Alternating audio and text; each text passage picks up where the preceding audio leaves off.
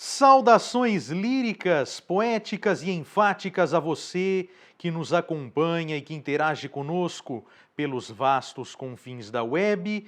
Eu sou Hélio Baragatti, este é o Sala de Poesia, em sua edição de número 65. E se você que está assistindo a esse vídeo ainda não se inscreveu no nosso canal, por favor se inscreva, dê o seu like, ative o sininho das notificações, curta, compartilhe, multiplique, divulgue a nossa mensagem, para que assim os algoritmos do YouTube possam nos indicar cada vez mais a um número cada vez maior de pessoas e para que nós possamos crescer ainda mais e continuar falando sobre esta arte tão nobre, tão agradável, tão prazerosa que é a poesia. E nós vamos começar o tema desse nosso vídeo fazendo uma errata, não é? No vídeo passado, eu citei o poema Hidrografia, de Rui Knopfli, como se houvesse sido escrito ou publicado em 1959. Na verdade, ele se encontra em um livro chamado Reino Submarino, isso está certo, né? Eu citei o nome do livro, o nome está certo, mas o ano está errado. O ano é 1962. Portanto, o poema Hidrografia foi escrito em 1962, ou pelo menos foi publicado nesse ano. E ainda fazendo uma referência ao nosso vídeo passado, que tem a ver com o assunto desse nosso vídeo atual, nós falamos sobre vários exemplos, várias ocorrências dos rios na poesia. Citamos algumas delas na poesia épica e não mencionamos a ocorrência presente em Os Lusíadas, de Luís Vaz de Camões, na parte da evocação, né? Na evocação, Camões fala, né, Camões faz a sua invocação. Nós não podemos nos esquecer que os poemas épicos têm as suas evocações, não é? São evocadas as musas para que auxiliem, para que inspirem, para que orientem o autor, o poeta, na contagem, no relato, na escrita do seu poema, da sua epopeia. Então, Luís Vaz de Camões faz a sua evocação às Tágides. E as Tágides nada mais são do que as musas do rio Tejo. E o rio Tejo, né, teria em Moçambique como equivalente o Zambeze. Ou seja, da mesma maneira que o Tejo inspira os escritores de Portugal, o Zambeze inspira os escritores de Moçambique. E aí vamos diretamente ao nosso tema, né? Como nós já havíamos dito no vídeo passado. O nosso tema é Rui Knopfli, Rui Manuel Correia Knopfli, nascido no dia 10 de agosto de 1932, na cidade de Inhambane, em Moçambique. E é um poeta que vive nessa fronteira, digamos assim, nessa divisa, nessa linha tênue, justamente entre o Tejo e o Zambeze, já que alguns o classificam como um poeta português e outros o classificam como um poeta moçambicano. Como nós veremos na sua trajetória, é mais forte a presença moçambicana na sua poesia do que a presença portuguesa. Então, Rui Knopfli nasce em Inhambane, no dia 10 de agosto de 1932. É um poeta branco, o que costumam chamar de branco de segunda. O que é um branco de segunda? É um branco, uma pessoa filha de colonos brancos, nascida em território colonial. Ele não nasceu na metrópole, nasceu na colônia, nasceu em Moçambique. Moçambique, àquela altura, a gente não pode esquecer, era colônia de Portugal. Então ele nasce em Inhambane, filho de um funcionário da administração colonial, né? Não se sabe sobre a profissão da sua mãe, mas o seu pai era um funcionário da administração colonial. Em 1934, ele se muda para Maputo, capital de Moçambique, àquela altura chamada Lourenço Marques, e é lá que ele faz boa parte dos seus estudos. A outra parte ele cumpre em Joanesburgo, na África do Sul. É lá que ele adquire o domínio da língua inglesa e a paixão pela poesia em inglês. Então ele escreve alguns versos em inglês e se apaixona pela poesia de T.S. Eliot, que ele chega inclusive a traduzir. Aos 17 anos tem início a sua vida jornalística em um periódico chamado Itinerário, que era um jornal de oposição ao regime salazarista que vigorava em Portugal. Juntamente com outros jovens intelectuais de Moçambique, inclusive José Craveirinha, que nós já citamos aqui em vídeos passados, ele toma parte na campanha oposicionista do general Norton de Matos. E as pessoas que tomam parte nesta campanha são punidas pela polícia política, a PIDE. Alguns são presos, Rui Knopfli é apenas repreendido. Embora ele vá preso depois, em 1952, né, 52, ele fica um dia na cadeia por conta de ter levado para Moçambique, de ter feito chegar a Moçambique livros considerados proibidos, em sua maioria obras de Jorge Amado, Graciliano Ramos, entre outros. Em 1959, Rui Knopfli publica o seu primeiro livro, intitulado O País dos Outros. É onde está o poema que nós mais tarde leremos. Em 62, seu segundo livro é publicado, Reino Submarino, e se seguem os seguintes livros: Máquina de Areia, 1964, a sua magnum opus, né, a sua obra-prima, a sua obra magna, que é Mangas Verdes com Sal, de 1969, né, 1969. Em 1972, ele publica A Ilha de Próspero. A Ilha de Próspero é um álbum em homenagem à ilha de Moçambique. É um álbum de poemas e fotos. Os poemas são de autoria dele, Rui Knopfli, e as fotos também são.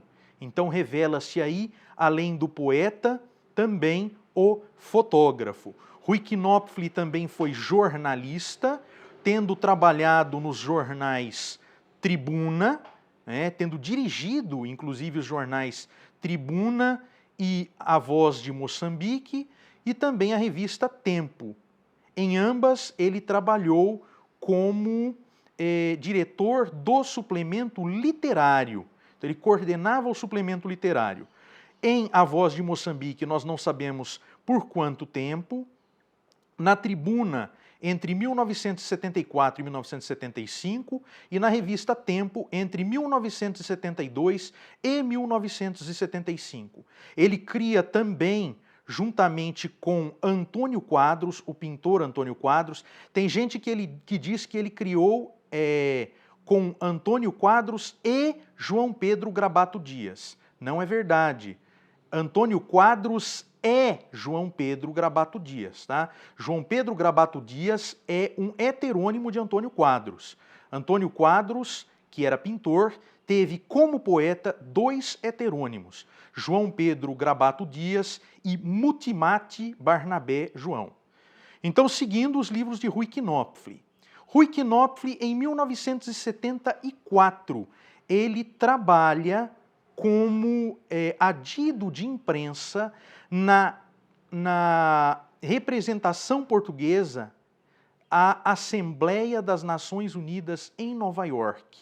Então ele trabalha junto à Assembleia, junto à comissão, à delegação portuguesa na a Assembleia das Nações Unidas, Assembleia Geral das Nações Unidas em Nova York, e durante esse período ele acompanha de perto os trabalhos da Comissão de Descolonização, que é o momento em que as então colônias portuguesas na África serão desmembradas, se tornarão independentes e se farão países. 5 países: Moçambique, Angola, Cabo Verde, São Tomé e Príncipe e Guiné-Bissau.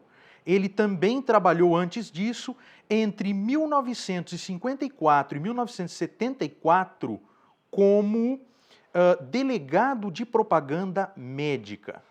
Continuando, em 1975, em março, ele é obrigado a deixar Moçambique. Nós vamos falar sobre isso mais tarde. Ele deixa Moçambique em março, rumo a Lisboa.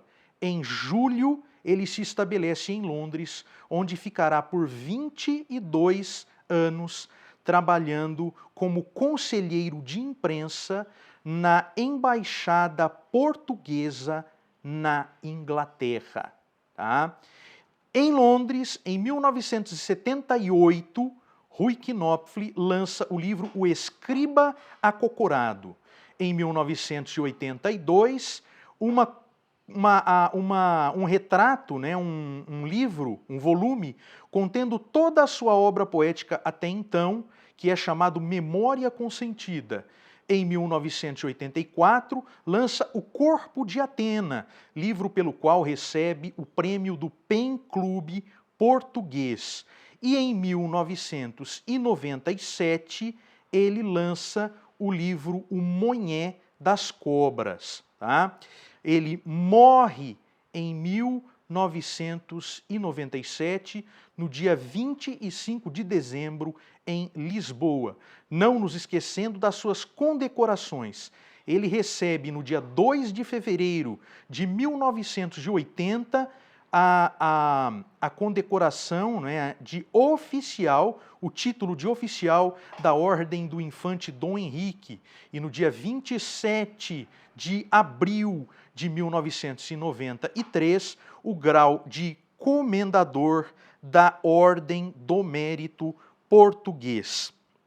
E aí nós vamos dizer o seguinte de Rui Knopfli, né? Ele é um poeta moçambicano, fala de Moçambique nos seus textos. Moçambique é a sua grande inspiração, tanto que seu último livro se chama O Monhé das Cobras. Monhé é uma palavra usada em Moçambique para designar os indianos de origem muçulmana, porque eles são os donos de grande parte do comércio, da maior parte do comércio.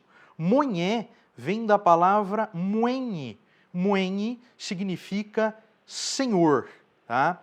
Rui Knopfli, pode-se dizer que ele é um dos 4 grandes Ruis da história da poesia moçambicana. A poesia moçambicana tem Rui de Noronha, né, o grande, talvez o primeiro poeta moçambicano, que se pode chamar de o primeiro poeta moçambicano, né, a conseguir certa notoriedade com poemas como Kengelekese. Né? Kengelekese é uma cerimônia que é uma espécie de batismo, né, em que as crianças de algumas etnias presentes em Moçambique, as crianças são apresentadas pelos seus familiares à lua pouco depois de nascidas. Né? Os poemas de Rui de Noronha têm um estilo ainda bastante influenciado pela Europa, né? Formas fixas, rima e tudo mais, mas as temáticas já são mais africanas, já são temáticas mais voltadas ao povo moçambicano, né? São mais africanas, há palavras africanas e tudo mais. Rui Nogar que dividiu cela com José Craveirinha e com outro grande poeta, grande expoente da arte moçambicana, também artista plástico, Malangatana Valentinguênia, né? Eles dividiram a cela 1, a famosa cela 1 da PIDE. Né? E Rui Nogar é autor de um clássico da literatura moçambicana, que é o Chiquembo. Né? O Chiquembo, Eu bebeu suruma dos teus olhos, Ana Maria. Famosos versos de Chiquembo. E Rui Guerra. Rui Guerra, que ficou famoso aqui no Brasil como cineasta, como poeta, como compositor, em parceria com Chico Buarque, com Milton Nascimento e com outros. Ele é moçambicano também. A poesia de Rui Knopfli é marcada por essa questão da busca pela identidade, de um tom de exílio constante, de exílio perpétuo, né?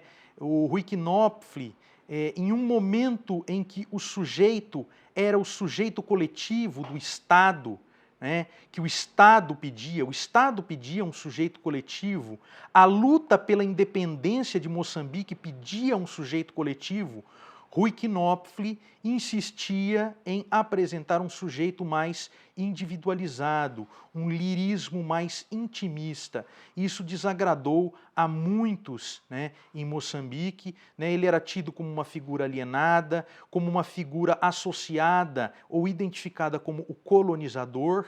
Ele não fez parte da Frelimo, né, da Frente de Libertação de Moçambique, embora ele defendesse a independência de Moçambique, provavelmente porque defendesse uma independência menos à esquerda do que foi a que aconteceu em Moçambique, ou mesmo porque defendesse outros moldes que não dependessem da luta armada, né? Porque ele não defendesse, talvez, uma luta armada, pegar em armas, não lhe agradasse pegar em armas. Então ele ficou escanteado, ele ficou excluído da poesia moçambicana. Sua literatura, seu legado só foi reivindicado muito tempo depois pelos escritores dos anos 80, Mia Couto e Companhia Limitada. Tanto que ele visita Moçambique em 1989 e é visitado, é encontrado, é incensado por esses escritores da geração de Mia Couto em diante. Então não é à toa que o primeiro livro dele vai se chamar O País dos Outros. E não à toa ele vai escrever esse poema com que nós vamos encerrar, ou vamos nos encaminhar para o encerramento do nosso vídeo, que é o poema Naturalidade.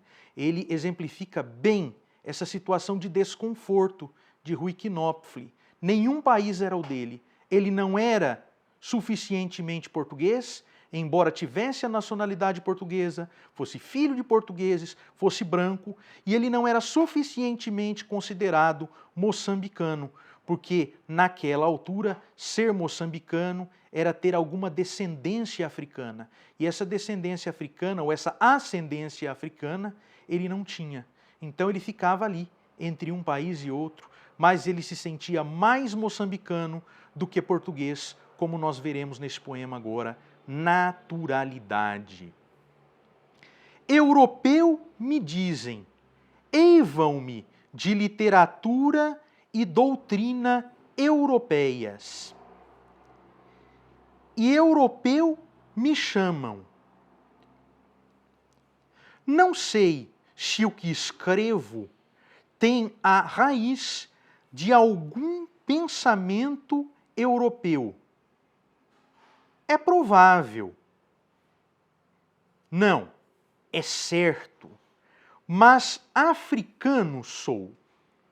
Pulsa-me o coração ao ritmo dolente desta luz e deste quebranto. Trago no sangue uma amplidão de coordenadas geográficas e mar Índico. Rosas não me dizem nada, caso-me mais à agrura das micaias e ao silêncio longo e roxo das tardes.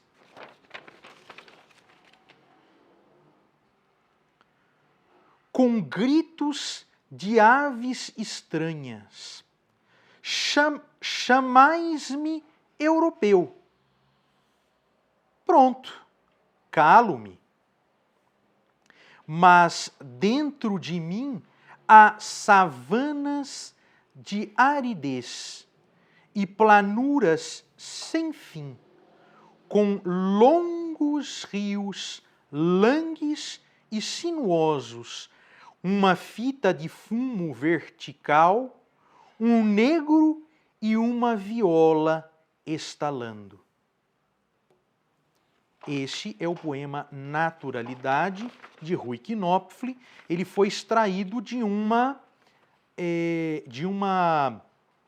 antologia que existe dele no Brasil, a única publicação que existe dele no Brasil, né, que é da série Poemas de Moçambique, a antologia de Rui Knopfli, antologia poética, da editora da UFMG de Belo Horizonte, é de 2010. Tá?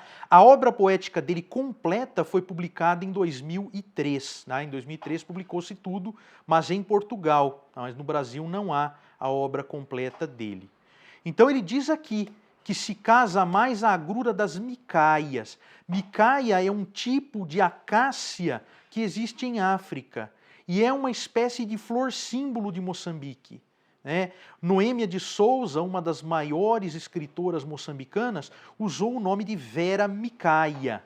Tá? Inclusive, Rui Knopfli conhece José Craveirinha, que é um grande amigo. Os dois terão contribuições, né, juntos.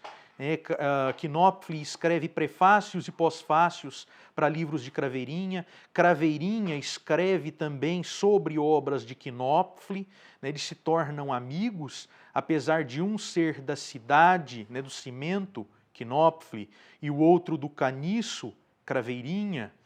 Apesar de um ser branco, Knopfli, e o outro ser mulato, Craveirinha, né? Apesar de um ter ficado em Moçambique até o fim da vida, Craveirinha, e o outro ter migrado primeiramente para Portugal e depois para Londres, Knopfli, apesar de um ter ingressado na Frelimo, Craveirinha, e o outro ter permanecido mais distante da luta política, Knopfli, embora esses dois tivessem todas essas diferenças, eles eram muito amigos. E quem os aproximou foi justamente a residência de Noêmia de Souza, onde eles se encontravam a pretexto de ouvir músicas, de ler poemas, mas na verdade eram reuniões subversivas, como se diz. Eram reuniões falando sobre a independência de Moçambique. Eram intelectuais que falavam sobre os sonhos, os planos, as intenções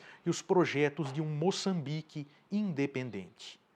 Nós não falamos tudo o que poderíamos ter dito sobre Rui Knopfli, né? Mas fica aí a nossa modesta colaboração, a modesta colaboração do Sala de Poesia, para que esse escritor brilhante de Moçambique se torne mais amplamente conhecido.